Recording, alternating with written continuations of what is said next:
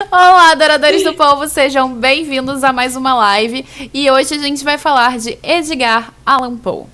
E como convidada, que na verdade não é convidada porque é de casa, a gente tem a Fernanda Folli, que fez esses slides maravilhosos. Enfim, gente, hoje a gente vai falar sobre Edgar Allan Poe através dos contos de imaginação e mistério do autor.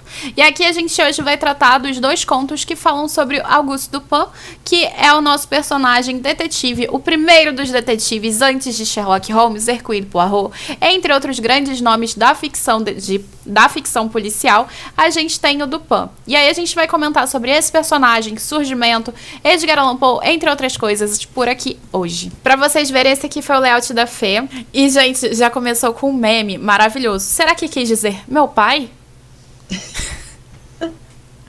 As referências. Precisamos falar do Corvo. Precisamos. Não, mas o Corvo não vai ser hoje. Não hoje, outro dia. Tá. Beleza. E obrigada. Ficou muito bom. Agora a gente vai, então, começar aqui com o primeiro slide da Fê. Fê, é todo seu. Vamos que vamos. Gente, primeira coisa é a gente contextualizar um pouquinho e falar de Poe, né? Então, Poe nasceu no dia 19 de janeiro de 1809. Capricorniano, querida. Nasceu em Boston, Massachusetts, nos Estados Unidos. E aí a história dele, gente, pensa assim, num negócio que foi só tristeza, assim. Sabe aquele meme? Tava bom, ficou bom, mas parece que pioreceu? É isso. Então, a mãe dele morreu pouco tempo depois que ele nasceu. O pai dele foi comprar cigarros e não voltou, abandonou a família. Aí os irmãos, que eram órfãos, foram separados. Cada um foi para um lugar diferente. E aí ele foi adotado por pais novos. E ele passou a infância dele lá na Inglaterra. Depois, com 11 anos, ele volta para os Estados Unidos, para Virgínia. E aí ele começa a ter vários problemas escolares, né, fofoca. E aí, por conta de divergências com o pai dele, com o estilo de vida dele, ele acaba mudando para a casa da tia dele em Baltimore. Pelo menos ele foi felizinho com a tia? Então, ele casou com a prima. Ele casou com a prima dele de 13 anos, tá, gente? Eu só queria dizer isso. Vocês sabem Alice no País das Maravilhas?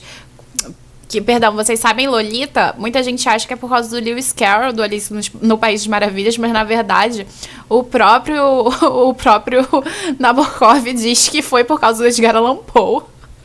Só queria dizer isso. Inclusive ele falou isso em entrevista. Vai pro Rádio Fofoca. Ah, é? O momento Rádio Fofoca. Gente, como vocês não sabiam, viu falando isso?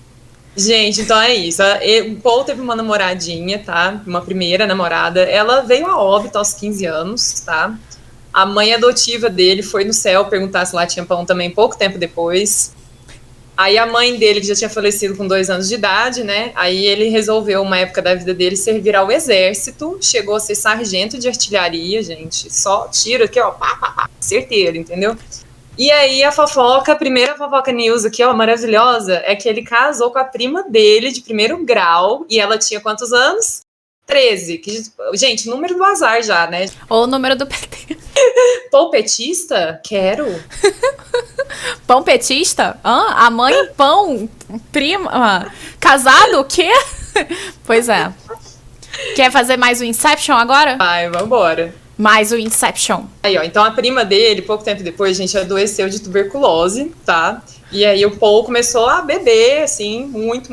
Começou a miar pros ovos, começou a matar, né? Ameaçar que ia matar mil, começou a dizer que o cão tava botando pra ele beber, ficou muito louco mesmo. E aí ele tenta suicídio com uma sobredosagem de láudano, tá? Não conseguiu. Ainda nisso falhou. Moisés não consegue, né? Pouco tempo depois, ele foi encontrado nas ruas de Baltimore, lá em 1849, com roupas que não eram dele, assim, as pessoas tentando, né, levaram ele para o hospital. Ele ficou 4 dias lá no hospital, as pessoas tentando descobrir, ele não conseguia formular um discurso, sentença completa, que explicasse a condição dele. Ele só morreu mesmo. Sim, simples. Quantos anos o Edgar Allan Poe tinha? Quando ele faleceu, 40. Não, quando ele casou com a prima. Quando ele casou com a prima... Ai, menina, não sei. A Paty perguntou, não posso pesquisar, porque eu tô com o negócio aberto. Eu pesquiso aqui. Quando ele 27 anos. Ele tinha 27, casou com a prima de 13. Agora, a fofoca vai piorar e a gente vai pro último Inception. Seguinte, tinha esse cara chamado Rufus Greenwood. E ele era um rival do Poe, tá? Ele era um crítico literário, ele era um antologista, um poeta, editor, principalmente um renomado editor aí. Aí, o que aconteceu com esse cara? Ele selecionava poemas que iam para algumas edições de jornal, de revista, e aí tinha esse livro que ia ser lançado, que chamava The Poets of Poetry of America. The Poets and Poetry of America, desculpa. E aí, esse livro, na época que ele foi lançado, ele foi uma sucessão de vendas, todo mundo comprando e tal. Só que aí, as pessoas começaram a ler o que eles tinham comprado. E aí, os jornalistas e os escritores começaram a discordar das escolhas do Griswold. E aí, gente, esse livro virou uma coletânea de poemas esquecidos. E aí, o que ele fez? Ele falou, pô, escreve para mim uma resenha crítica desse livro, né? Só que aí o Poe, muito do sincerão, né, foi lá e escreveu colocando várias críticas e foi publicado para todo mundo ler. E aí não pegou muito bem. Aí foi o começo da treta dos dois. Pra completar, o Poe tinha um problema que ele estava interessado numa moça e não era só ele, quem também estava interessado nessa moça, o Rufus, galera. E aí, os dois interessados na mesma mulher, claro que o circo pegou fogo, e aí o melhor detalhe de todos, ambos já estavam casados, galera. Rapá. Então, assim, vamos passando um pano pro Poe, mas não passa muito pano não, gente, porque por enquanto, assim, já rolou umas treta aí, né? E, gente, a gente tem uma terceira fase aí dessa grande disputa entre esses dois, que foi quando o Poe morreu. Quando o Poe morreu, gente, esse Rufus, o que ele fez? Ele escreveu um obituário pro Poe. Peraí, eu acho que eu tô no slide errado. Que agora que eu fui pro Boa Noite, minha trevosa, será que pousar no seu busto escute? Não, gente, não tem um segundo de paz. Não passem pano. É isso mesmo, a história só piora. Aí, gente, o que aconteceu? O Poe faleceu, né? Foi lá encontrado com as roupas, que ninguém sabia de onde, não conseguiu explicar como que morreu, o que tinha acontecido com ele e tal. Aí, o Griswold foi lá escrever um obituário, só que lógico que não foi com o nome dele, foi com um pseudônimo lá, e aí ele foi lá e escreveu que o Poe não aceitava críticas, que o Poe era invejoso, que ele tinha inveja do dinheiro dos outros, que ele era desonrado, que ele era ambicioso. Ele entrou em contato com a sogra do Poe, no caso a tia dele, né, para convencer ela a vender os direitos autorais das obras dele.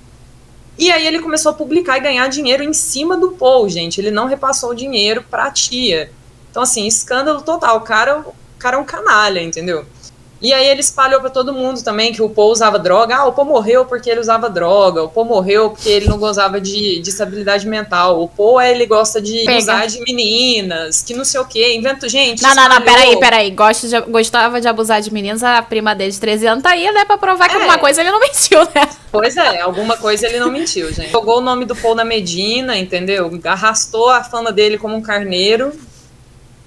Acabou com a vida dele. Como o Arnaldo falou, não há paz no século XIX. É não treta atrás de treta. Aí, gente, não satisfeito ainda, ele foi lá e inventou que o Poe tinha um affair com a segunda mulher do pai do Poe. Ele então, não gostava assim, só de panela nova, ele gostava de panela velha. A ideia é que o Poe tirava pra todos os lados. Poe.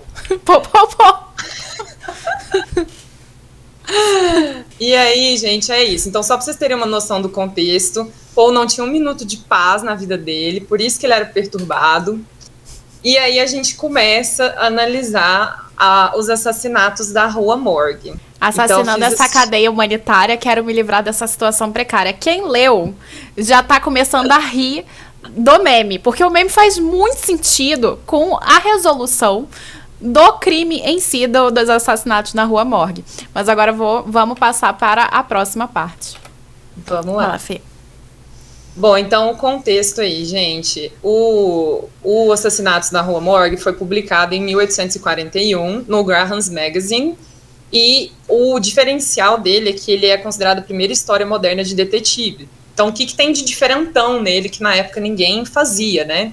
Essa questão dos elementos da ficção policial moderna, que é o que a gente tem hoje, assim, nas novelas, nos livros, que é a questão do detetive carismático como um protagonista, né? Abre um parêntese assim. O que é carismático? Geralmente é um cara que está avesso ao mundo, que se sente superior e fala, Hellis, humanidade. É esse o personagem carismático que a gente chama de carismático, tá? Porque a gente gosta desse babaca porque ele é inteligente, entendeu? Só por isso, porque não é por outro motivo. Vai lá. Bom, aí tem o raciocínio analítico, né, para desvendar o mistério, e a questão da ineficiência da polícia. Eles vão trazer, assim, uma crítica muito grande à incapacidade da polícia, no caso a polícia francesa, né, de resolver os crimes que acontecem lá. Antes da gente continuar falando sobre os fatos reais, o interessante é que a gente vai ter críticas, inclusive, mais à frente. Se vocês perceberem, a gente vai ter sempre alguém falando sobre a França a respeito disso. A própria Agatha Christie, ela vai criar um enredo voltado para a França.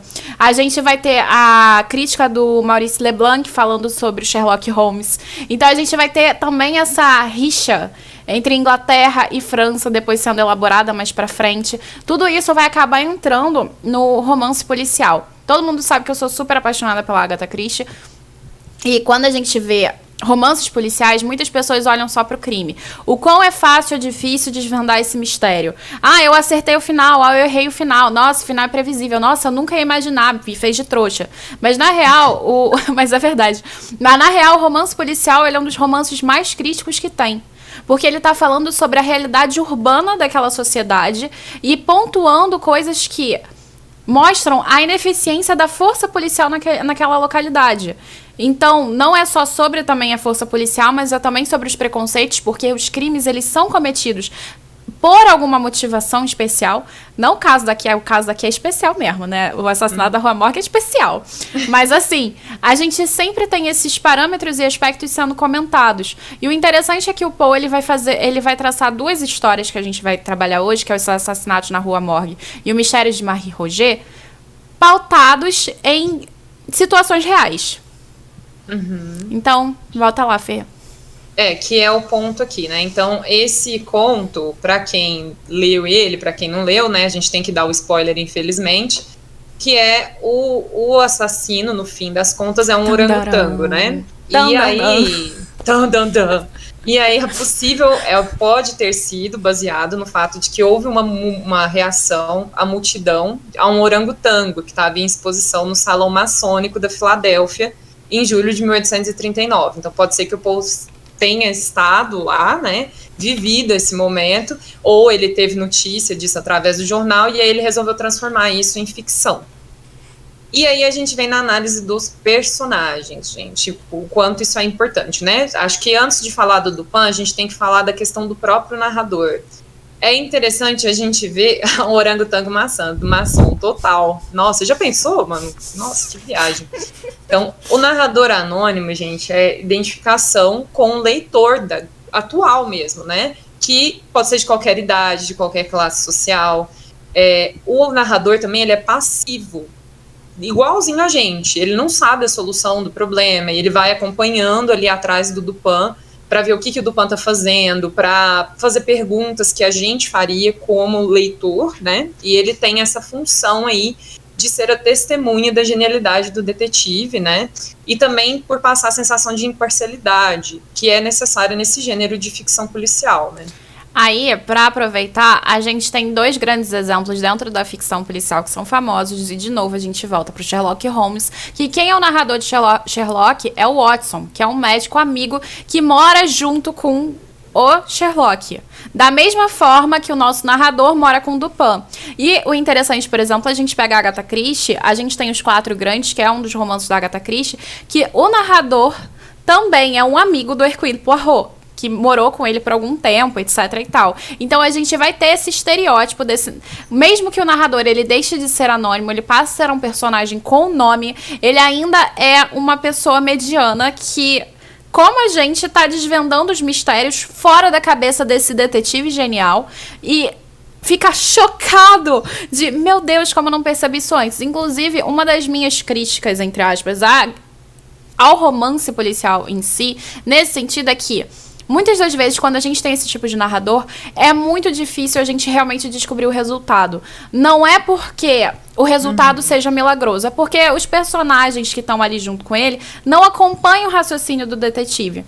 Então, por exemplo, em Agatha Christie, às vezes é muito mais fácil a gente identificar o resultado logo na terceira pessoa do que na primeira. Porque as informações ficam de fora. Então, a gente tem todo esse processo dentro da narrativa policial que vai dar esse tchan carismático, que na verdade não é carismático, né? Mostra o cara super intelectual e a gente parecendo tudo burro do lado dele, né? Carismático, intelectual desse personagem. Bom, aí, gente, a gente tem a figura do Dupin, né? Muito bom. Então, eu pensei primeiro, uma coisa que eu sempre faço quando eu leio, é prestar atenção no nome dos personagens. Então, gente, o Auguste Dupin, primeira coisa, é o nome Auguste, né, que vem do abreviado Augusto, do latim, que é o grande ou reverenciado, que é, de fato, assim, a grande pessoa, né, a figura maior aí da narrativa. Sem ele, a narrativa não se desenvolve, sem ele, o mistério não é resolvido. Então, ele é a figura que vai ser reverenciada aí nos romances policiais, né. E aí a gente tem o Dupin. O Dupin, gente, significa do pinheiro, do latim. Eu fiquei tipo, não estou convencida ainda, vamos pesquisar mais. Aí fui no dicionário de símbolos, e aí diz que o símbolo é o símbolo da imortalidade no Extremo Oriente, né, por conta da resina, da incorruptibilidade da resina. O Dupin, ele é um detetive, então ele vai buscar pela verdade o pensamento lógico, né, que jamais deve morrer. Então acho que nesse sentido a gente consegue tirar um significado aí do Dupin, a imortalidade do pensamento lógico, né, que não deve morrer para o Poe. Poe, ele é o positivista, então ele vai defender essa questão do pensamento lógico acima de qualquer coisa, né, e aí tinha esse pedacinho aí no dicionário de símbolos, que é, na literatura, em decorrência de um trocadilho, ele evoca a espera. Então, o Dupin, ele faz com que a gente vire um espectador da narrativa. A gente fica ali preso, tentando descobrir onde que vai parar, tentando decifrar antes dele, esperando que ele revele pra gente qual que é a verdade, né, por trás do caso. Perfeito. Tem nem a acrescentar. Tenho nem que acrescentar isso. Não, mas é interessante como o Poe ele vai trabalhar essa questão da linguagem. Inclusive, a proposta positivista fica tão nítida no Poe que quando a gente começa a ler Os Assassinatos da Rua Morgue, ele tem literalmente umas 2, 3 páginas dizendo como funciona o raciocínio lógico, utilizando exemplos como jogos de raciocínio, do xadrez, da dama, e vai falando das diferenças entre o xadrez, a dama, entre outros jogos, porque o xadrez, por exemplo, ele vai exibindo camadas sociais ali, diferentes formas de poder de atuação, ao contrário da dama. Então, ele vai cada vez mais captando nesse início da narrativa essa forma desse raciocínio lógico, esse empreendimento dele lógico que ele vai usar até o final do romance, até o final do conto. Enfim, e outra coisa que eu achei interessante foi a Fernanda Lavigne trazer, eu achei lindo, na verdade, a questão etimológica, justamente porque essa ideia de imortalidade, ela acaba não sendo só uma coisa consagrada no texto pela imortalidade da lógica, mas até do próprio personagem. Porque o Dupin é o primeiro de uma série de personagens que ficaram imortalizados na literatura por serem detetives exímios e maravilhosos. Nossa, amiga, que lindo, falou tudo. Ah, o problema é que eu tô aqui assim, né? O que eu vou falar? Não tenho. Analisando os personagens, gente, a gente tem o Le Bon, né? O Le Bon é o cara que ele é acusado de ter cometido crime porque ele estava transportando 4.000 francos que ele leva na casa da personagem principal, que é assassinada, né? Então, todas as evidências, entre aspas, acabam direcionando para ele, que seria a solução fácil do mistério, né? E aí, a gente tem o Le Bon como o bom, né? Vem do francês. Então, o nome dele funciona como uma prolepse, gente. O que é uma prolepse? Uma prolepse é uma técnica narrativa. Ela também pode ser uma técnica cinemática, tá? Que a gente pode usar. em que o autor ou o diretor do filme ou os atores, eles usam expressões, nomes ou então acontecimentos que a gente tem dentro da narrativa que vão jogar o fato para frente. Ele vai dar uma antecipação, uma dose ali, uma dica para a gente tentar decifrar o que vai acontecer mais para frente na narrativa. Então, por ele chamar Le Bon ou Bom, o que o Bom tá contando pra gente? Cara, eu sou bom, não fui eu que fiz isso. Então a gente já fica assim, esse cara chama Le Bon, será que ele é o Le Bon mesmo? Será que ele é o fritou ali? Lançou a braba? Deu uma facada? Matou alguém? Jogou da chaminé? Quem é você? E aí a gente fica ali pensando. E aí a gente tem a questão também do marinheiro. O marinheiro é uma figura recorrente do Poe, foi um negócio até que eu não achei, assim, significado, mas se alguém souber aí e quiser contar pra gente também, não só nesse conto, como no outro conto também, a figura do marinheiro aparece muito. E esse marinheiro, no conto, ele não tem nome. A gente sabe que ele não tem nome, a gente sabe que ele é francês, e a gente sabe que ele é inocente com relação aos assassinatos. Mas aí a gente tem uma temática nesse conto, que é a questão do tráfico de animais, né? Pô, o cara, o orangotango foi lá e, tipo, quem trouxe o orangotango? Tipo, o marinheiro. Então, teoricamente, né, ele é culpado. Ele era o responsável. Exato. Ele é responsável. Só que naquela época o tráfico de animal era uma coisa normal, né? Era uma prática normalizada. Então ele sai ileso, assim, da história. Nada acontece com ele, ele ainda vende o macaco e ganha dinheiro. Pro zoológico e ganha dinheiro em cima disso. Então, assim, é absurdo. Mas antes da gente passar e de continuar, o interessante é que a gente pode fazer uma leitura casada até com os mistérios de Marie Roger, porque a gente vai ter essa temática voltando para o marinheiro. O marinheiro é aquela figura que pode sair do lar, ou seja, pode sair ali da França, pode navegar e voltar. Então é sempre esse processo de travessia que dá uma possibilidade maior ao marinheiro, pelo menos que eu vejo, de cometer o crime. Porque ele pode sair, ele pode voltar. Ele está sempre passando por esse processo de transição de lugar. Não só de lugar e de estado. E quando a gente tem o Le Bon, que é, eu acho que o único personagem sem ser a coitada da Camille que faleceu, né? Camille, eu entendo. Das duas moças que faleceram, das duas senhoras que faleceram, a Madame e a Mademoiselle. E a filha. E a coitada da Camille, coitada. Enfim, a gente vai ter aqui um processo muito interessante, é que, com exceção delas, de fato quem realmente tem um nome e que acaba ganhando mais proporção na narrativa é o Le Bon. Justamente por causa dessa coisa. Entre todos os personagens que aparecem, ele é o único que não estava perto do cenário da cena, que não estava ali, não morava ali na rua. E também é o único personagem que tem um nome assim chamativo e é exatamente o que é preso. Mesmo sem ter a evidência absoluta e ao mesmo tempo sem que os 4.000 francos eles tivessem sido levados. Ou seja, nem faz sentido pegar o bichinho. Mas aí o Poe, que ele estava fazendo aí, pelo menos o que eu vejo, é brincando tanto com a ideia de bondade do ser humano. A bondade do ser humano tá trancafiada. Faz sentido. Independente das provas. E isso é uma parada que eu fiquei assim, bum, sabe? Mind blown. Mind blown. Interessante a proposta, essa ideia do marinheiro que ele traz em mais de um dos romances, em mais de um dos contos dele, justamente por isso. E eu acho legal que o marinheiro também é francês, né? Que ele podia ser um marinheiro de qualquer localidade, mas ele é francês.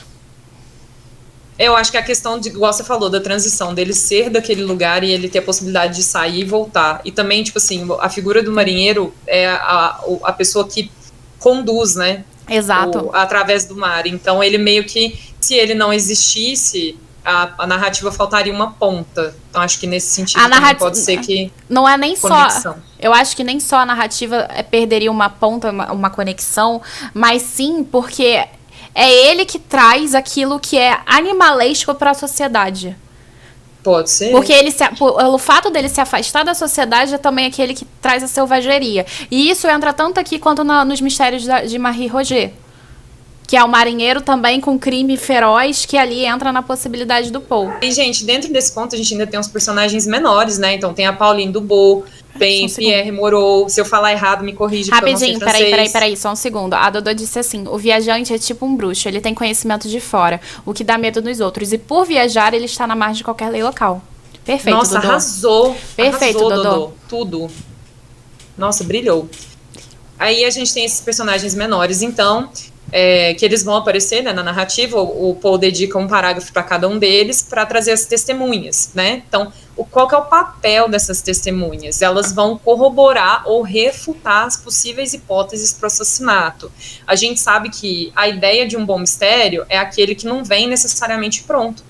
Então, o que essas testemunhas vêm fazer? Abrir o leque de possibilidades, né? Acrescentar linhas diferentes de raciocínio, de solução do mistério, para que não seja algo óbvio.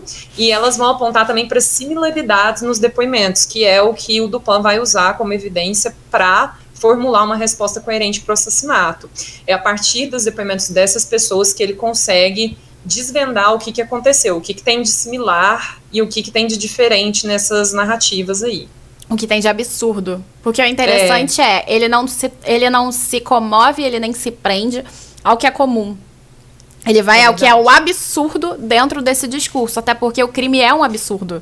Então, essa é a parte interessante. O crime é tão absurdo que ele foca no absurdo. E é muito legal como ele vai para essa dedução lógica. E o que eu acho interessante nesses personagens, e é o que acaba entrando nos romances e nos mistérios, geralmente quando a gente tem um romance policial, a resposta tá logo no início. Tá ali bem de cara. Só que o fato é, existem tantas testemunhas no meio do caminho que você vai abrindo não só o leque de possibilidades, mas você vai enganando o leitor para não chegar no resultado esperado.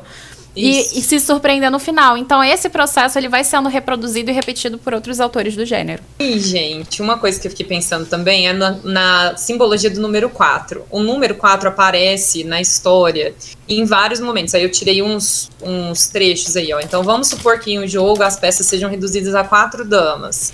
Aí depois fala, em diversos locais do assoalho foram encontrados 4 Napoleões, 2 bolsas contendo quase 4.000 francos em ouro. Aí depois, 4 testemunhas depuseram que a porta do quarto em que foi encontrado o corpo de Mademoiselle Lepanay estava trancada por dentro. E a casa tinha 4 andares. Então ficou repetindo o número 4. Eu fiquei tipo... E aí fui eu atrás do dicionário de símbolos, gente. Pesquisar o que é a cadelinha do dicionário de símbolos. Cadelinhas. Vale lembrar. Aí, gente, eu montei toda uma teoria na minha cabeça, tá? Vocês me falam o que vocês acham, se vocês concordam ou não. Então, ó, lá o número 4 tá escrito, é usado para significar o sólido, tangível, sensível. Explica a extensão da superfície do poder de chefes e reis e a totalidade desse poder sobre todos os atos de seus súditos. Então, 4 simboliza o terrestre, a totalidade do criado e do revelado. Então, acho que aí a gente pode começar a analisar os personagens, tipo o Dupin. O Dupin, ele é a vitória do positivismo e do raciocínio lógico sobre qualquer outra coisa, né? Como que ele faz isso? A partir do poder das evidências e do cientificismo para a solução dos problemas dele. E aí, quando ele vence a polícia, ele demonstra a superioridade dele, né? Com não só a polícia, mas com o narrador também, que não conseguiu desvendar o mistério, porque ele não tem esse poder. O 4 é a mesma palavra shi, né, do japonês, que significa o 4 e a morte. Então a gente consegue analisar também as mortes da mãe e da filha, que são a motivação para a trama, né, porque sem crime não tem investigação, um reforço da temática da morte das mulheres belas, né, que se vocês, caso ninguém conheça, o Poe, além de ser escritor, ele era também um editor, um crítico literário, e ele escreveu uma explicação, digamos assim, né, para o poema do Corvo dele, que chama Filosofia da Composição. E ele vai explicar como que ele montou o poema do Corvo, como que funcionam as alegorias, e aí ele fala, nessa Filosofia da Composição, que o tema máximo ali é a morte de mulheres belas, né? Que é da onde ele tirou. Mas o engraçado é que a gente não tem nenhuma percepção se a Madame e a Mademoiselle são belas, porque não tem descrição delas. É verdade. Tem essa questão também. Então fica aí a mercê de vocês, na cabeça de vocês, se vocês pensarem se é. Será que Camille era bonita? Eu acho que sim, amiga. É de nome, né, querida? Eu vim com uma teoria totalmente da minha cabeça, fonte vozes da minha cabeça, tá? Que é o ponto de encontro de 4 funções da consciência. Aí, gente, o que acontece com essas funções da consciência? Pesquisar esse negócio. E aí ele fala que o número 4 representa o fundamento do arquétipo da psique humana. Então ele fala que quais são essas 4 funções? Aí eu peguei essas 4 funções e fui colocando dentro dos acontecimentos da narrativa, tá? Então, primeiro, a gente tem um pensamento. O que é o pensamento segundo o Jung? Ele estabelece a conexão lógica e conceitual entre os fatos que a gente percebe no mundo. Então, o que a gente consegue ver isso? A gente vê isso no Dupin, que é o personagem que vai usar a lógica para resolver todos os problemas. Aí a gente tem também o sentimento, que é você julga o valor intrínseco das coisas, você tende a valorizar os sentimentos e as avaliações desses sentimentos. E aí você usa esses valores pessoais para tomar decisões. Então, nisso a gente tem quem? O marinheiro, que fugiu da cena do crime e que toma as decisões pautado apenas no benefício dele. Tipo assim, eu vou fugir daqui porque se alguém descobrir que esse macaco é meu, eu vou ser preso. E ele não tá, tipo, nem aí para as mulheres que morreram, para o que vai acontecer, né? Então a gente tem essa função aí do sentimento com relação ao marinheiro. Seguindo, a gente tem a intuição. Então, a intuição é você ter a percepção através do inconsciente e a apreensão do ambiente por meio de pressentimentos, palpites e inspirações. Então, a gente vê isso onde? Através da polícia. Então, a polícia pega ali mais ou menos os depoimentos, colhe e fala, acho que o que está certo aqui é a gente prender o Lebon. Por quê? Porque é o dinheiro. Mas se você for analisar a história toda, que é um ponto que o Dupin coloca, qual é o sentido do Lebon ir lá, matar e não pegar o dinheiro? Exatamente. Não faz sentido, né? E aí, por último, a gente tem a sensação, que é trazer as informações para o mundo através dos órgãos. Então, a gente tem isso através da figura do orangotango, que é totalmente irracional, né? Ele assassina as mulheres, assim, seguindo os instintos animais dele, porque ele se vê ameaçado. E aí ele age com total brutalidade ali, sem ter a menor noção do que é certo e do que é errado. Será? O entendimento que eu tive foi esse. Porque aí é que tá. Eu acho que a sensação através do mundo, através das informações, eu não diria que o orangotango é totalmente racional. Pelo contrário, ele é racional. A sensação que ele tem do mundo é que o mundo é extremamente brutal, porque ele foi tirado da casa dele, sendo que e foi levado para um lugar que ele não queria. Tanto é que ele reproduz a cena da navalha. Então, eu concordo, mas discordo do totalmente racional. Pelo contrário, ele racionaliza através dessas sensações que ele é retribuído do mundo, né? Que é retribuído do mundo a ele. Nesse sentido de que ele foi tirado da casa dele, o mundo tá fazendo mal, ele tava livre na floresta, trancaram ele numa jaula. E ele tá doido pra se libertar. E a única coisa que ele vê são as ações rotineiras desse marinheiro. Que é essa figura ambígua aí entre bem e mal, que acaba cometendo e fazendo essas atrocidades do fato de olhar e não fazer nada. Faz sentido. Entendeu? Então eu acho que aqui só trocaria esse totalmente racional pra o orangotango racionalizando a sua irracionalidade, sei lá. Ou racionalizando as sensações. Assassina as mulheres. E só pra, antes da gente continuar, a Dodô perguntou: o 4 não poderia ser também as 4 patas, a representação, o símbolo do animal e do bestial, diferente do humano, com 2? Com certeza, faz sentido também. O Rafa falou: o orangotango é racional, o que difere a gente dos animais é a cultura, então ele age na racionalidade dele. Faz sentido também. E quando eu tava pensando na questão da irracionalidade, é com relação ao sentimento mesmo. Porque quando sobe o sentimento, aí, independente de ser homem, macaco, qualquer coisa, a gente tem atitudes não racionalizadas, né? Então, o ponto foi esse, assim. Mas eu super concordo com tudo que vocês apontaram. A questão do racional e do racional é um problema da construção humana. A gente pressupõe o que é racional, o que é irracional. Verdade. Mas, pra mim, sinceramente, um cachorro, ele comer a comida dele, vou falar um tigre mesmo, um tigre vai lá e mata um ser humano pra comer, pra mim é racional. Porque ele tá se alimentando. A questão, isso foi uma discussão que eu acho que eu tive com a Jaque num podcast ou em algum lugar sobre, ou foi com a Ju, foi com a Ju da Biblioteca da Juju, sobre o que é instinto. E esse instinto não é uma forma de racionalizar a nossa sobrevivência? E até que ponto a gente pode considerar o que é racional e o que é irracional? Pra mim, você chegar a atirar numa pessoa, independente por questões financeiras, sendo que você pode ter outras formas de fazer isso, pra mim isso é irracional. Sim, sim. Entendeu? Porque aí aqui você tem que pensar de um ponto de vista da abordagem psicológica, que é o que diz a abordagem psicológica. Quando você não racionaliza o seu sentimento e você tem um comportamento brutal, inesperado, de assassinato, enfim, eu entendi que aqui o ponto é o animal mesmo, né? E o animal está seguindo segundo a racionalidade dos animais, né?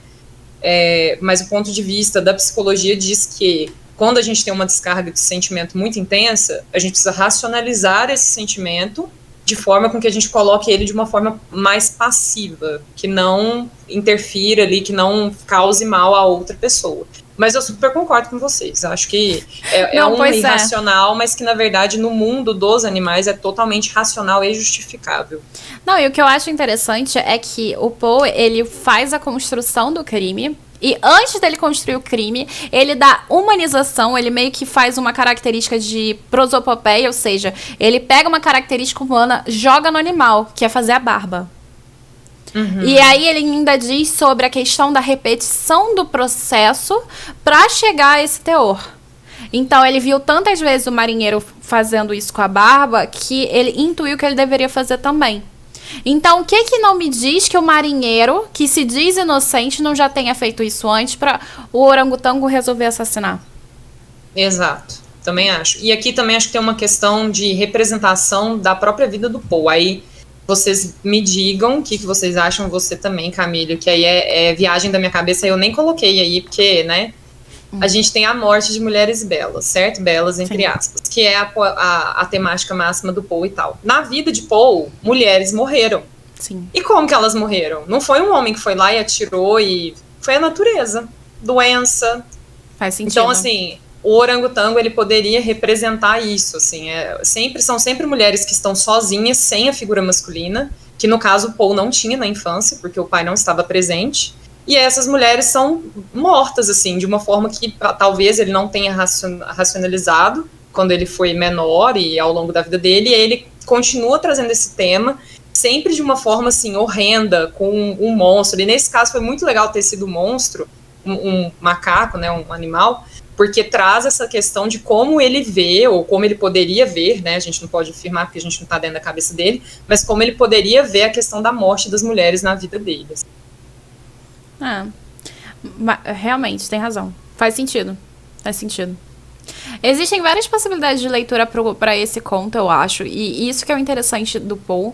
Não só nesse, mas como no outro. A gente tem diferentes abordagens de propostas a serem abordadas na ideia que o Poe vai construindo aqui. Então, isso é muito interessante. Eu pegar aqui uma citação do Thomas Browning, que é a citação primeva antes de começar o conto. Que canções cantavam as sereias, ou que nome assumiu Aquiles quando se escondeu entre as mulheres, embora questões enigmáticas não estão além de toda conjectura.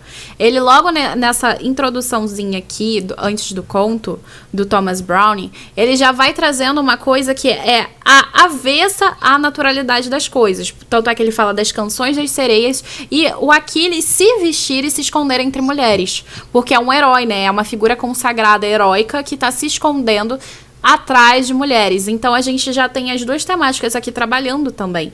Isso que é o interessante. Ele já traz aqui, logo nesse pedacinho, meio que um resultado, uma proposta daquilo que ele está fazendo. Então, assim, achei sensacional. E a figura da água também, de novo, aí, ó. É verdade. Por causa da sereia, né? E a questão da sereia, que é uma figura que é considerada bela, né? Então... Que vai levando, né? Então, assim, é interessante. É realmente interessante. Uma forma muito legal de trazer o conto aí, né? Como era o Poe em relação à xenofobia? O assassinato seria alguém de fora do mundo considerado civilizado por ele? Gente, não sei dizer. Eu não tenho informação sobre isso para informar para vocês, assim. Se você parar para pensar do ponto de vista da vida do Poe, eu acho que o Poe já era, assim, a vítima da xenofobia, porque ele veio de fora, né? Ele passou a infância lá na Inglaterra, depois voltou para os Estados Unidos, então ele não é original, digamos assim, né? Da Inglaterra e tal. Então, mas eu não sei dizer se ele era xenofóbico, se ele era, assim, a gente sabe que ele era pedófilo, né? Isso aí é informação que é do conhecimento de todos. Porém, a xenofobia, gente, não sei. Eu acho que essa temática da xenofobia a gente associaria mais, assim, A Bram Stoker. Isso, a Bram Stoker. Eu acho que é uma coisa que cabe mais, assim. Eu não vejo o Poe como uma figura de xenofóbica, não. Quem é realmente preconceituoso pra caramba é o Lovecraft. Nossa senhora. Inclusive. Enfim, a próxima história que a gente vai trabalhar hoje, o segundo e último conto da tarde, ou melhor, desta live, ela faz a fanfic dela, O Mistério de Marie Roger. E é baseado em um fato real também. Vai lá, Fê. Gente. Então, vamos para os fatos, né? O Mistério de Marie Roger, ele é escrito em 1842. Na verdade, ele é publicado em 1842 e em 1843, em 3 partes, né? Ele é publicado nessa magazine aí, que é a Snowden's Ladies Companion. E ele vai contar de novo com a presença do Dupin, tá? Então, qual é o fato aí que rolou?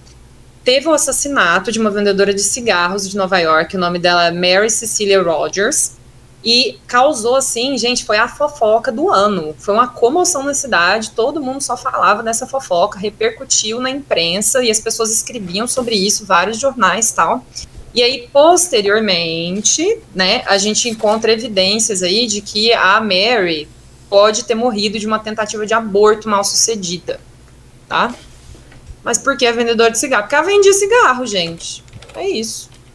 A questão tá muito mais na forma inusitada do que, de fato, na labuta dela. Diferente do conto do Poe, que aqui é o destaque porque ela trabalhava numa perfumaria, então era uma pessoa muito conhecida por isso. Aqui não, é mais pela questão inusitada do assassinato. Uhum. É isso aí. Bom, aí, gente, a gente segue para os fatos, né? Para vocês terem um contexto mais ou menos do que aconteceu. A Marie Roger, ela mora com a mãe viúva, né? Então, é o mesmo padrão de assassinatos da Rua Morgue de novo, gente. Então, mulheres sozinhas, desamparadas, alvos fáceis. Fiquem com isso na cabeça, porque eu acho que é uma coisa que a gente precisa discutir. Tem a questão também de que a Marie trabalha numa perfumaria. Aí, calma, que eu não vou deixar essa informação passar em branco, já vamos falar dela. E ela desaparece inicialmente por 1 semana. Aí, ó, fugiu com quem? De novo? Com o marinheiro. E aí, depois dessa 1 semana que ela deu esse lapso aí, ela volta como se nada tivesse acontecido. E aí, gente, depois ela desaparece de novo, mas aí dessa vez ela não teve tanta sorte, linha direta aí, mandou ligar. E aí o corpo dela aparece flutuando no rio Sena. Então, guardem essa informação. Aí fui eu lá, né, muito da curiosa, a pesquisar, já falo disso também. Então, diferentemente dos assassinatos da Rua Morgue, a gente tem a resposta para o mistério que ela não é apresentada, gente. Então, aqui a gente tem uma quebra do que normalmente acontece nos contos de detetive. Eu acho que essa quebra aí, de certa forma, é algo que alguém deve ter pegado em algum momento. Não sei dizer, porque me julgue, mas não li Agatha Christie, então não posso dizer. Em que não há solução para o mistério. Gente, às vezes não tem. Às vezes não tem. Já parou para pensar assim na sua vida? Que às vezes acontece alguma coisa na sua vida e aí você fica assim, mas por que aconteceu? Mas porque fulano falou isso? Mas por que não sei... Gente, aconteceu. Aconteceu, não tem explicação. Você teria que conversar com a pessoa nunca te explicou. E é isso, não tem explicação. Então, mas aqui eu vou trazer a questão da motivação. Posso não ter pesquisado como a Fernanda, mas na época que o Poe lançou, não tinha resposta. Isso. Então, é pelo fato de que ele não queria... Inclusive, o final do conto, você tem a nota dele no final, de que ele também não queria atrapalhar na investigação original. Por isso que ele também não deu um resultado. Um final, etc. Porque poderiam ser diferentes possibilidades. Perdão. Existem romances que não têm a solução de fato do crime no momento da investigação, mas depois dão aquela pichinha da possibilidade.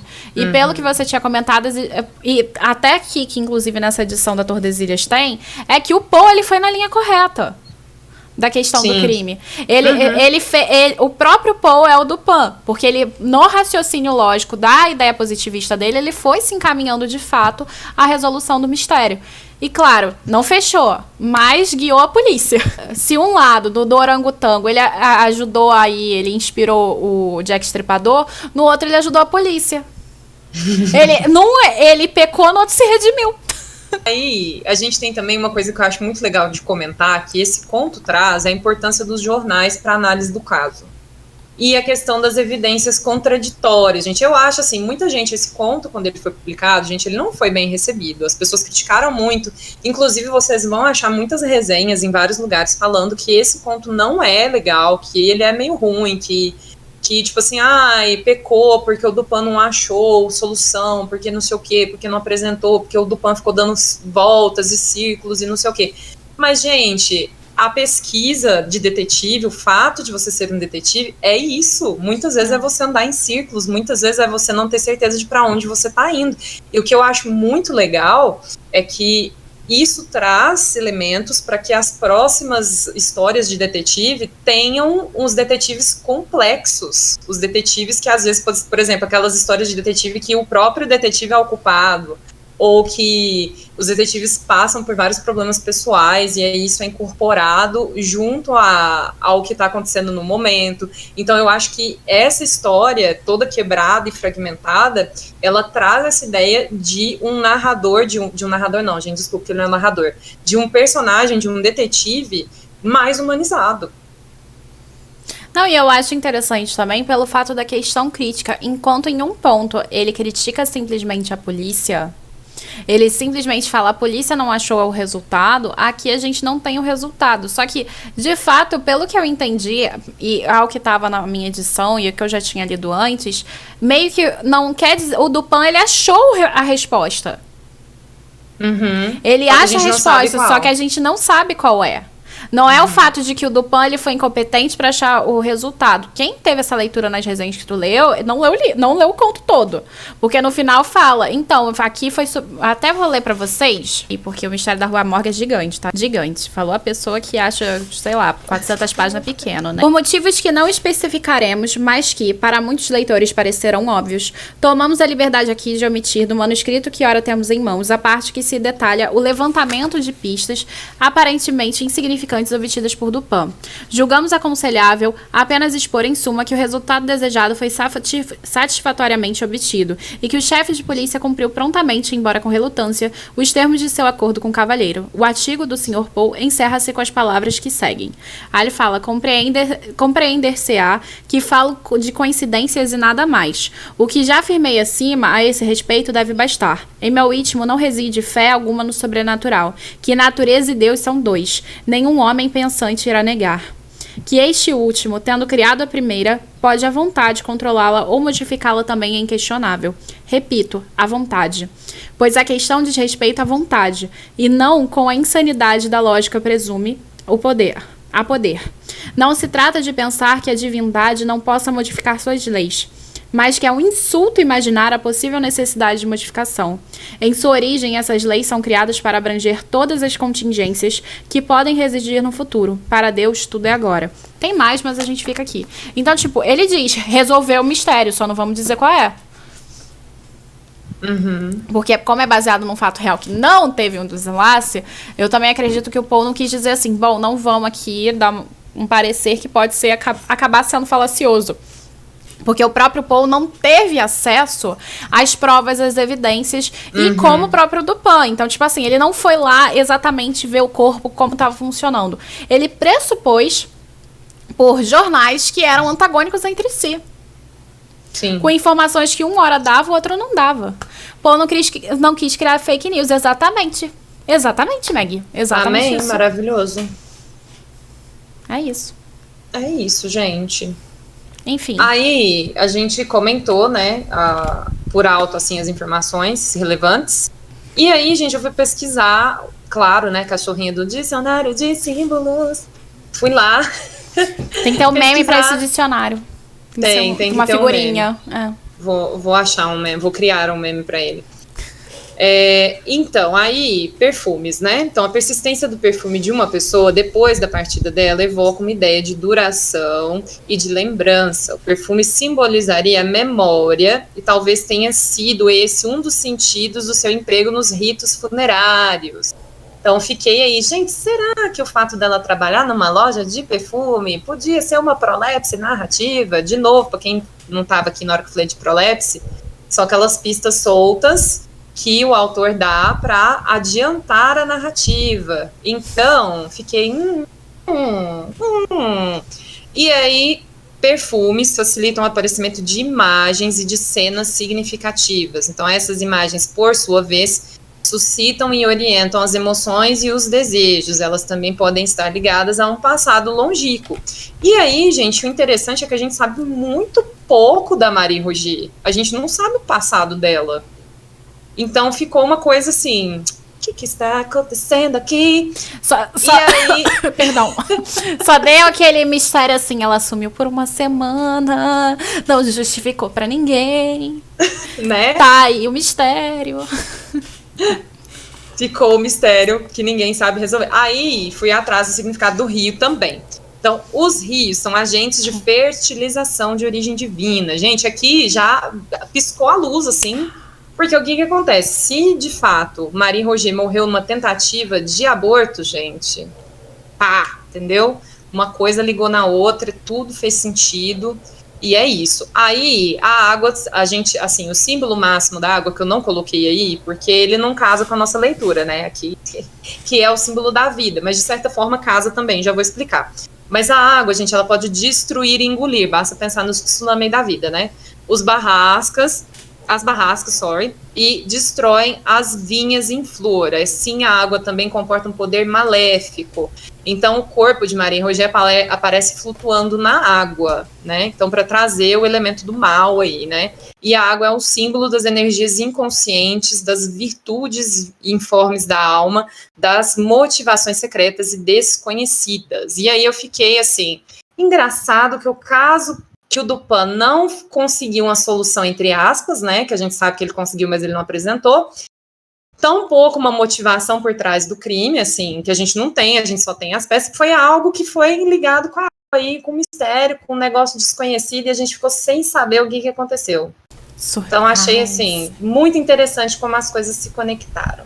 Antes da gente continuar, sim, Joy, lembra o perfume do Patrick Susskind, eu acho que é Susskind, né? O nome Nossa, dele. aquele filme atrapalhadíssimo que o cara faz uns perfumes. Tem o livro do assassino. Meu Deus. Do cego. Spoiler. Enfim. Algo meio sinestésico, poder dar a impressão falsamente fantástica no conto, exatamente. Mas eu acho que é muito interessante essa inserção da água, porque se a gente considerar que ela pode realmente ter morrido num possível aborto, a gente tem aqui realmente tanto a vida quanto essa motivação da morte, né? Essa motivação secreta da morte. Então a gente tá ligando esses dois aspectos juntos num conto só. Mas eu acho que o Edgar Allan Poe, ele só deu, assim, uma sorte, né? Eu acho que foi sorte, tá? Você acha, amiga? Eu acho. Se a gente for parar pra pensar no nosso processo criativo, eu acho que às vezes a gente faz umas coisas sem pensar. Porque são figuras e alegorias repetidas, e a gente usa e não pensa, né? Engraçado. Pode ser que ele inconscientemente, né, se ligou ali o negócio, mas eu acho que não. Vai saber. Bom, aí a gente precisa falar também do cientificismo para comprovação de hipóteses, né? Então, uma coisa que vai destoar, assim, destoar não, desculpa, não é destoar a palavra, uma coisa que vai ser nova, né, na história do Poe e nos contos de Poe, é que ele vai fazer toda uma análise jornalística, gente, para quem gosta de letras, a análise do discurso total, ele vai trazer trechos de jornal e ele vai debater os pontos fracos desses jornais e vai falar sobre eles e onde está o problema, né, por que não tem coerência determinada argumentação e fatos que os jornais trazem. Então, pra vocês terem uma noção, assim, para quem não leu o conto, a gente tem 3 jornais. O jornal, que eu não sei dizer o nome, então ele fala que um corpo jogado na água afunda e ele só vem à superfície no mínimo 6 dias depois. Então, o corpo que foi encontrado logo não é o corpo da Marie, porque levou 3 dias para o corpo sair flutuando. Então, tipo, não tem sentido nenhum, não sei o quê. Aí a gente tem outro jornal, o Moniteur, ele fala o quê? E esse jornal aí, ó, Letoyer, tá de balela, tem nada a ver, tem vários casos de corpos que foram jogados na água e eles emergem em menos tempo. Só que aí tudo que eles trazem de exemplo são exceções da regra, gente. Então, famoso trocar 6 por meia dúzia. E a gente tem o último jornal, que é Le Commerciel. Nossa, que chique. Ai, nossa. Omelete do fromage, amiga, deu até um arrepio aqui. Então, é impossível que a Marie andasse pelas ruas sem ser reconhecida. Então, o desaparecimento dela ou foi encoberto ou foi planejado com antecedência, né? São essas as hipóteses aí dos 3 jornais que a gente tem. E é o que mais faz mais sentido, né? É o que faz mais sentido pra mim também, eu acho. Enfim, antes de você continuar, já que eu quebrei a sua linha de raciocínio, a Rai falou assim, é que nem aquele negócio porque o cara pintou azul pra pintar tudo, blá blá blá. Mas tem sentido. Muitas das vezes tem sentido. E se não tinha sentido pro autor da obra ou da pintura, vai fazer sentido pra gente. Quando a gente tem um texto, a gente não tá pensando só no autor, a gente tem que pensar no receptor. Um livro, ele pode ser bom, ele pode ser ruim, dependendo de quem lê. Entendeu? A gente pega ensaio sobre a cegueira. É uma bosta ensaio sobre a cegueira a primeira vez que eu li. Só que era uma questão minha, que eu fui entendendo com o decorrer do tempo. Ou que eu fui aprendendo realidades à minha volta, que fossem ou não a ver com Saramago, eu tinha encaixado ali conectado, entendeu? Então, essa questão do telespectador, do receptor, da pessoa que está recebendo aquela informação, também é importante. A mensagem, ela não se faz só do autor, faz com aquela que está sendo, para a pessoa que está sendo destinada também. É um processo de comunicação. Então, vai ver, ele não tinha 2 horas da manhã e teve que pintar, e não tinha marrom para pintar e ele pintou de azul, mas esse azul, ele pode ser um símbolo que ele não sabia no início, mas depois se tornou. Entendeu? E o importante é esse processo da gente filosofar mesmo. A gente vê o que aquilo pode trazer pra gente, o que a gente pode adquirir naquilo, tá?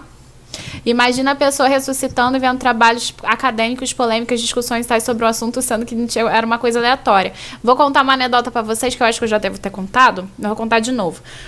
Quem não sabe, o Carlos Drummond de Andrade escreveu, tinha uma pedra num poema que... tinha um poema no meio do caminho. Um poema que tinha uma pedra no meio do caminho. No meio do caminho tinha uma pedra. Ele foi fazer a prova do FRJ e ele zerou a própria resposta do poema, porque ele disse que só tinha uma pedra no meio do caminho. Ele fez com a pedra que ele viu. Importa o que o Drummond queria saber disso? Aí a gente começou a questionar a respeito disso. Importa o que ele achava ou não? Não, o problema é do Drummond. Quem perguntou pro Drummond? Ninguém perguntou pra ele. Ele escreveu, poxa, show, agora vai embora. Tô brincando. Mas assim, você pode ter diferentes leituras. Não quer dizer que a leitura do Drummond, que é a verdadeira que ele teve, tá errada. Mas não quer dizer que a pessoa que imaginou a pedra como um problema no meio do caminho também esteja errada. Ele pode ou não ter imaginado isso e a gente vai chegar à conclusão que a gente quiser. O problema é dele. Ninguém tá aqui pra... Alguém aqui, por acaso, sabe psicografar pra chamar o Edgar Allan Poe? Ninguém sabe. Então a gente tira o que quiser. Entendeu?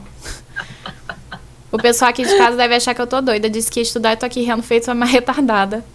Eu gosto desse poema, é bem aleatório mesmo. Não, mas é real, esse poema, isso realmente aconteceu, esse caso do FRJ. O professor contou rindo, mas é real. Aí a gente fazia a prova e meu professor dava 5. A gente não entendia por quê.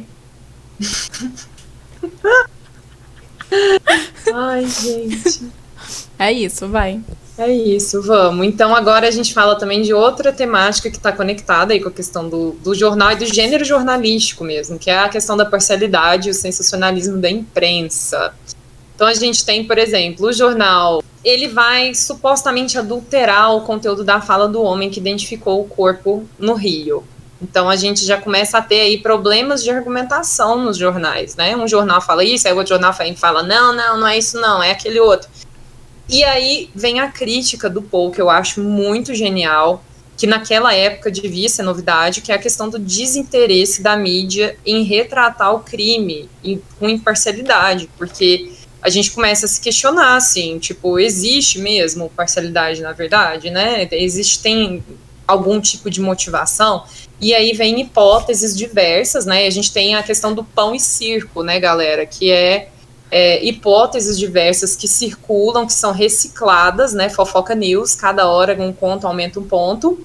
E aí, gente, a mesma notícia, ela é reciclada de vários pontos de vista, de formas diferentes, para manter o interesse do leitor. É tipo assim, tipo o João Kleber, entendeu?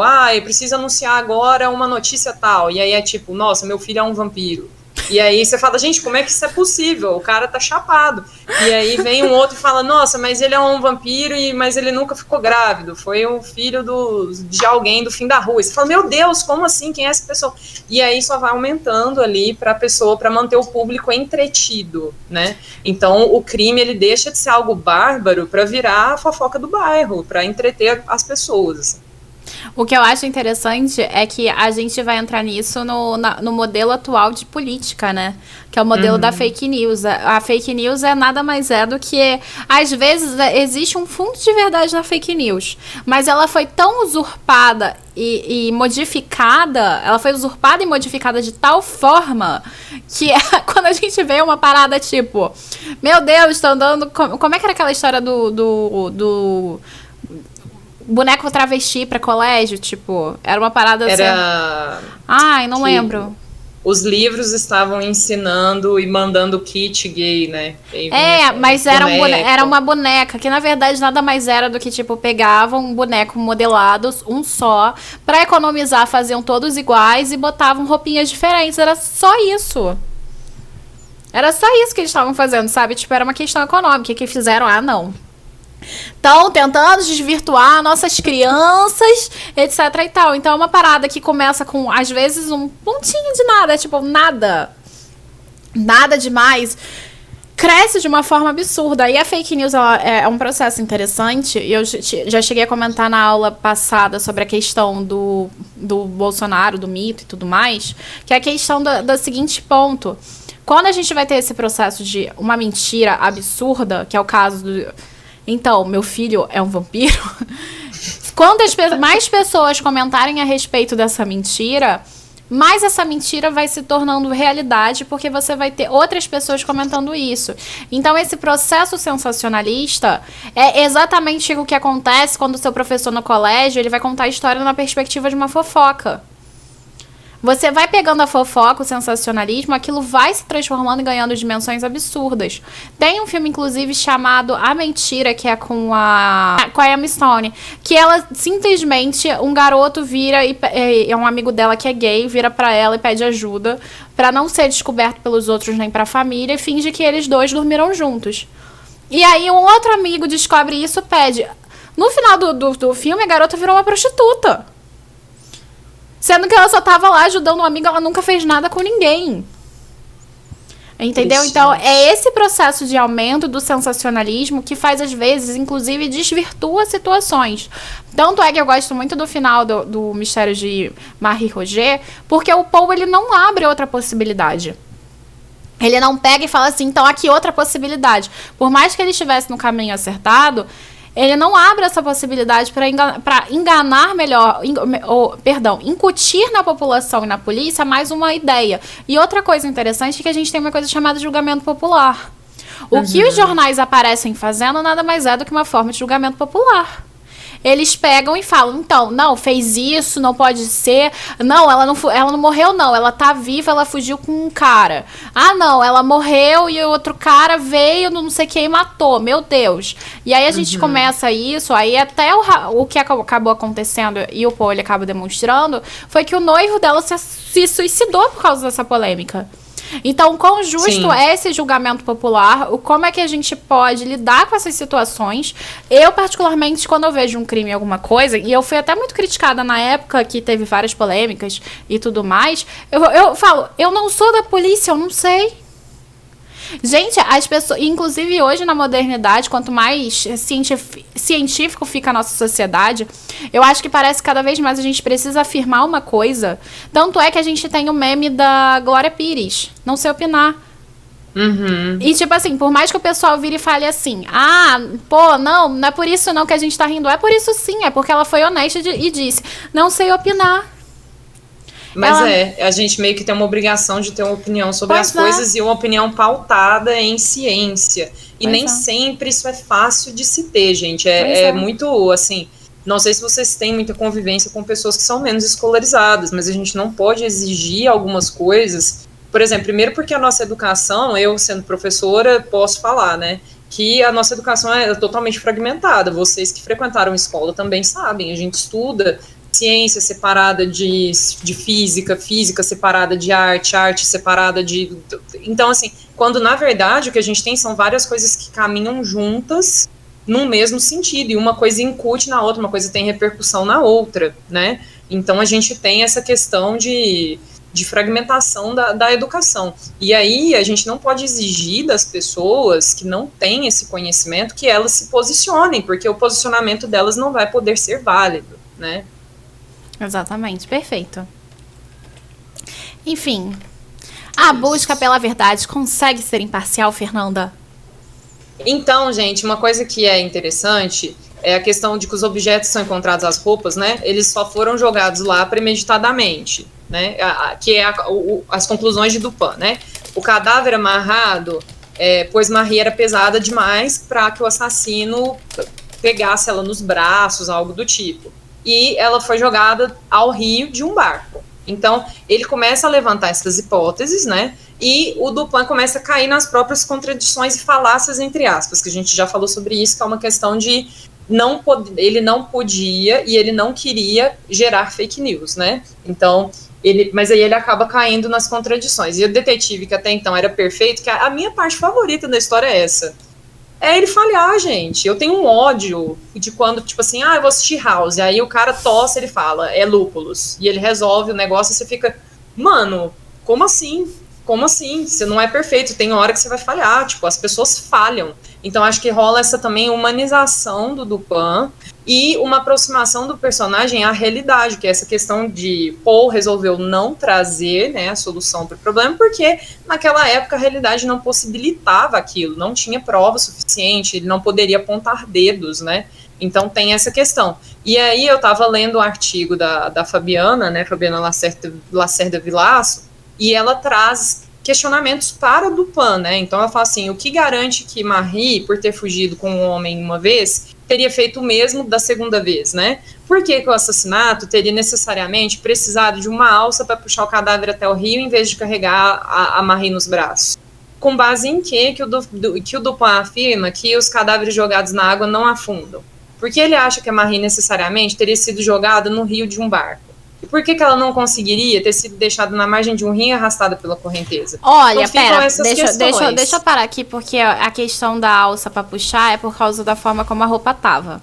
Tem uma justificativa. Mas assim. Será que precisava? A questão não necessariamente precisava, mas então, ele fez essa dedução a partir da roupa como ela tava. As outras eu concordo, mas essa eu não concordo não. Como viciada em literatura de romance policial. Deixa eu pegar, porque eu não tenho óculos, Você né? tem mais autoridade do que eu, pode falar. E finge que eu tô com óculos, tá, gente? Você queria assim. Tá bom. Então, isso aí é justamente pela forma como a vestimenta tava. Então tem resposta. Ele pressupõe isso por conta disso. Agora, em nenhum momento ele pressupôs...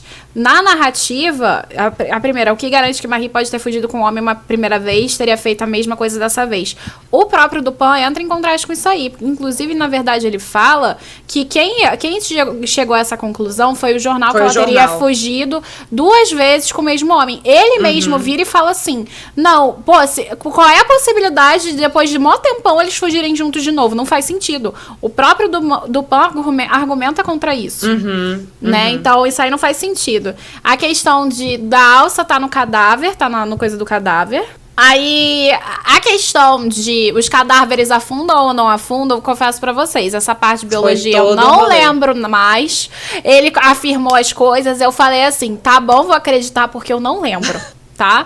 Foi real isso. Eu tinha que ter feito uma pesquisa pra falar sobre vocês, porque ele fica muito tempo sobre essa coisa de afunda, não afunda, afunda, não afunda, afunda, não afunda. Mas foram páginas e páginas. E aí, no fim, meio que não se chega a uma conclusão. Porque tem um jornal que fala que flutua, tem outro jornal que fala que tem casos que não flutuam. Mas o que o Dupin fala é que, tipo assim, é porque um jornal falou assim, pra subir de novo tinha que ficar 10 dias na água. Aí ele virou e disse, cada corpo é cada corpo. Aí eu falei, tá bom. Depois de 3 anos falando sobre corpo, ele fala isso no final. Eu falei assim, tá bom, acredito nisso, cada corpo é cada corpo. Se eu reajo à vacina de um jeito diferente da Fernanda, que dirá meu corpo? Vai flutuar de jeito diferente da Fernanda, pode ser. Exatamente. A gente pode estar totalmente errado. Se alguém aí estuda esse tipo de biologia, estuda aí e corrige a gente. Nós. Pode ser nos comentários no YouTube depois, ou pode ser aqui agora na Twitch, porque assim, vocês podem, né, corrigir a gente, né? Com certeza. Né, nesse caso, então, assim, eu fiquei na dúvida, né? Mas eu não acho que ele afirmou, inclusive, pelo contrário, ele diz que não tem um parecer específico, porque acha que Marie necessariamente teria sido jogada no rio de um barco. Ele suspeita disso da mesma forma que ele suspeita do negócio do orangotango, assim, tirou das vozes da cabeça dele. Exatamente. Isso aí é coisa... Gente, vocês têm que entender, detetive genial é assim, é tirar das vozes. Entendeu? Ele meteu essa, meteu. Agora, se tá errado, se tá certo, eu não sei, gente. Gente, a gente não sabe, é isso. Eu sou de letras, não sou de biológicas. Exatamente. Já vi uma questão sobre essa, mas eu esqueci. Tá bom, gente, tá tudo bem. Então, se você é de biologia, fala aí pra gente. Ela fala Fernanda, eu já olho porque penso que é comigo. Ô, Rafa, se você tiver informação sobre isso, compartilha, porque aí você explica pra gente. É verdade, pode contar pra nós.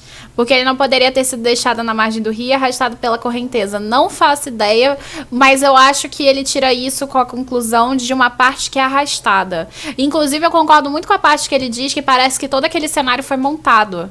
Porque quando você deixa uma parada muito óbvia à vista, sendo que você acabou de cometer um crime, ou você é muito imbecil, ou você fez aquilo de propósito. Pode ser que a pessoa fosse muito imbecil, mas eu achei muito estranho. Ou às vezes não deu tempo.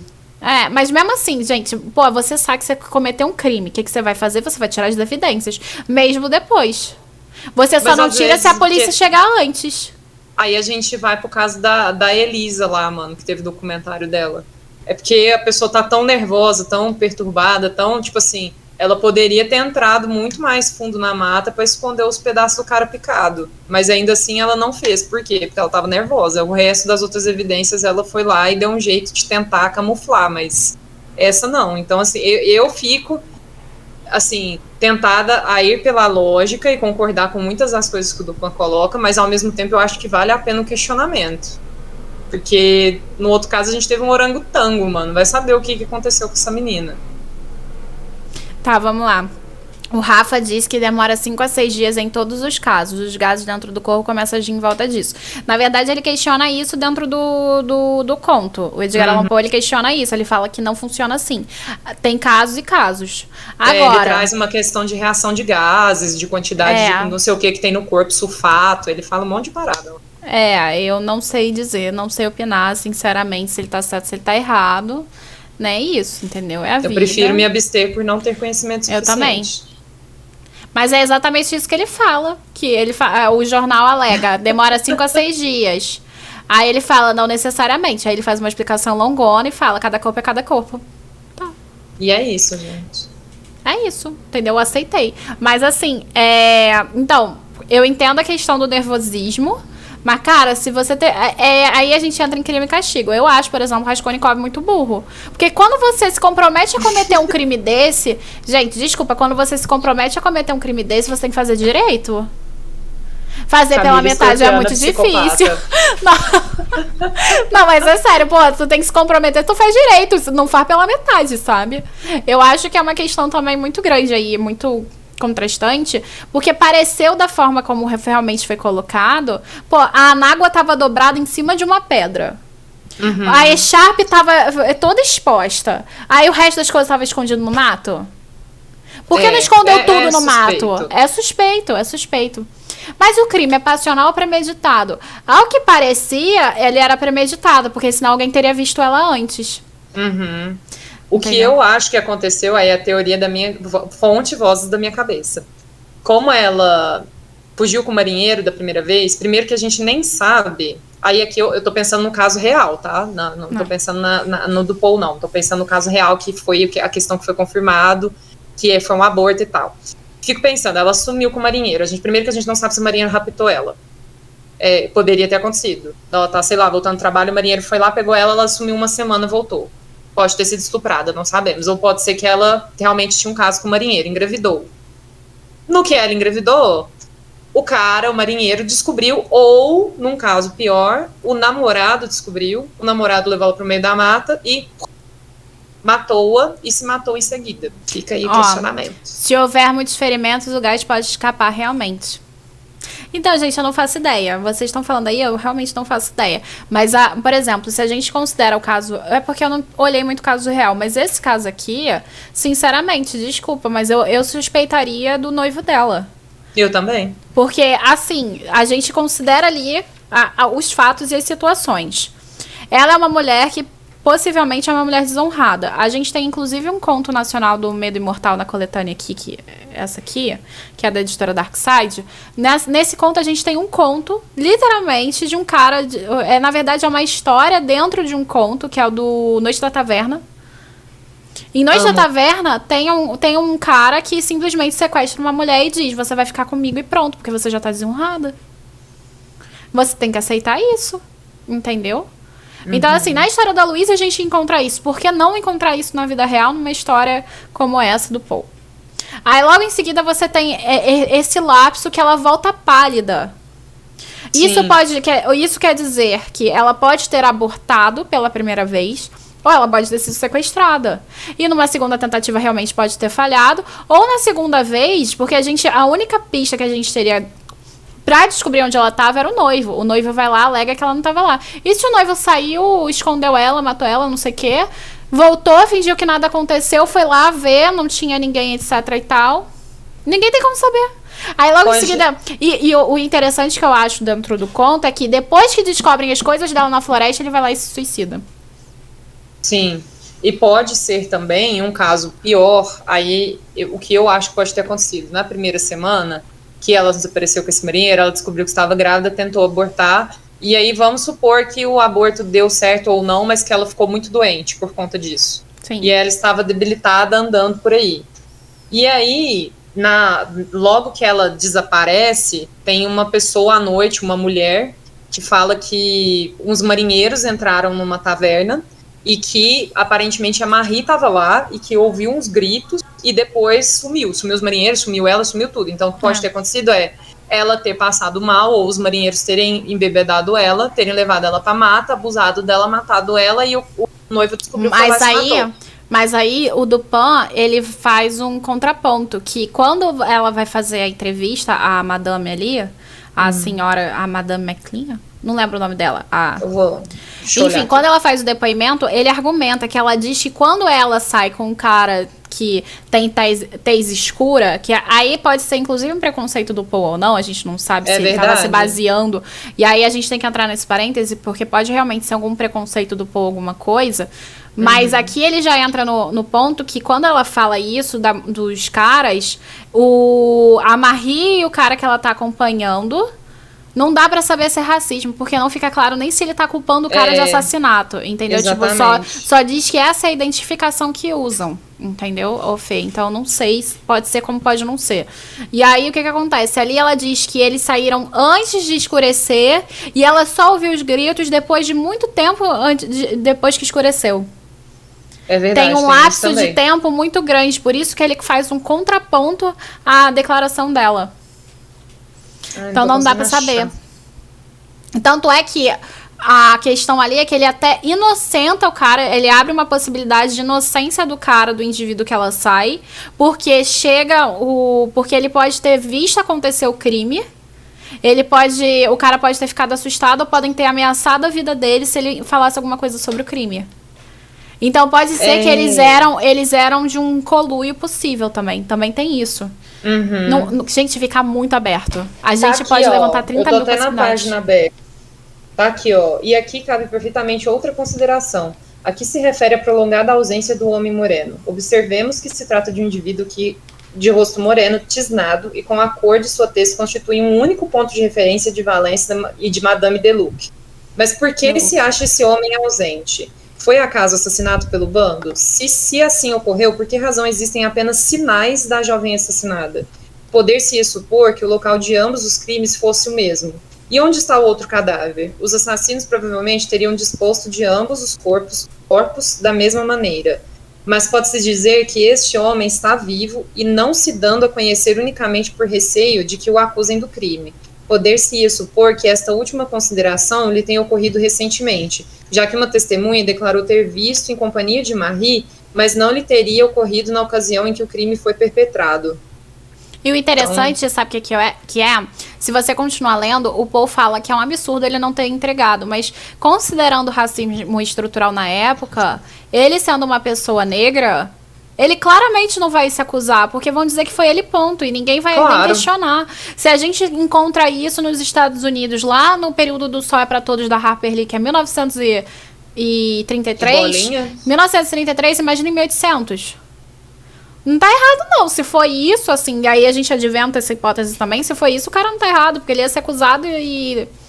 Entendeu? Então, aí a gente pode ter até um levantamento aí do Poe, de uma ignorância por parte do Poe, em relação às possibilidades que aconteceriam com uma pessoa negra, sendo ele uma pessoa branca de classe alta, né? Então, com certeza. Classe alta.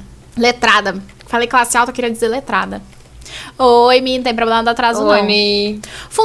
A função psicológica das histórias de mistério e horror. Fê. Gente, vocês estão ligados que o meu negócio é tudo psicológico, né? Tudo eu quero trazer a vertente psicológica do negócio. Tá certo. Então, gente, a gente fica se perguntando, e foi uma coisa que os meus alunos me perguntaram também, então achei legal trazer para vocês esse ponto de vista neurológico, psicológico, do porquê que é legal e porquê que é interessante pra gente estudar histórias de terror, né? Então, primeiro, a gente tem a elaboração dos nossos próprios medos. A gente vai lendo esses contos de ficção e de mistério e a gente começa a entender que sempre tem um motivo lógico por trás das situações assustadoras. Isso ajuda a gente a elaborar os nossos medos, a gente buscar uma razão de, mas por que eu tenho medo disso? Mas faz sentido isso? Mas se eu falar no escuro agora, eu vou ouvir vozes da minha mente? O que está acontecendo? Então a gente começa a pensar nas possibilidades do porquê que a gente tem algum medo e também como escapar, como superar esses medos de uma forma racional, né? Como é que a gente dá uma racionalizada aí nas nossas emoções. A segunda coisa é o aprimoramento da inteligência emocional. Por quê? Porque a gente aprende a analisar o discurso dos personagens, a gente aprende a entender as ações e as possíveis motivações por trás dos crimes que são cometidos. Isso faz com que a gente tenha uma inteligência emocional maior para quando a gente vai se relacionar com outras pessoas também. Outro ponto é a mente analítica, e aqui a gente vai para uma questão mais neurológica mesmo. O nosso cérebro tem dois lados, a área esquerda e a área direita. A área esquerda é a área que é responsável pela lógica e pela racionalidade. E quanto mais contato a gente tem com esses contos, a gente tem que pensar que ler um conto de terror e de suspense, né, de mistério, é como se a gente estivesse montando um quebra-cabeça. Então a gente vai juntando os pedaços do mistério e com isso a gente estimula o lado esquerdo do nosso cérebro, que é responsável pela lógica e a racionalidade. E aí, por último, a gente tem um estímulo à memória de curto prazo, tá? Então a memória, a gente tem três tipos, né, na verdade, de memória. A memória de curto prazo, a memória de curtíssimo prazo e a memória de longo prazo. Então, a memória de curto prazo, a gente faz o que com ela? Lembra de nome, lembra de fala, lembra de detalhe, que a gente tenta trazer depois e volta, né? E acho que isso é muito legal para a gente prevenir sintomas de doenças mentais, como, por exemplo, o Alzheimer, que é uma doença, né, que a gente vai degenerativa aí do cérebro, e com isso a gente consegue dar uma estimulada na memória de curto prazo. É isso, gente. As fontes que ela usou. Lembrando que a gente tem, o nosso dicionário do Chavelier aqui como uma das fontes. Vocês podem comprar ele na Amazon, porque ele é um livro muito bom. Nossa, guia para a vida. Guia para a vida real. Enfim, gente, essa foi a nossa aula. Muitíssimo obrigada pela presença de vocês e até a próxima.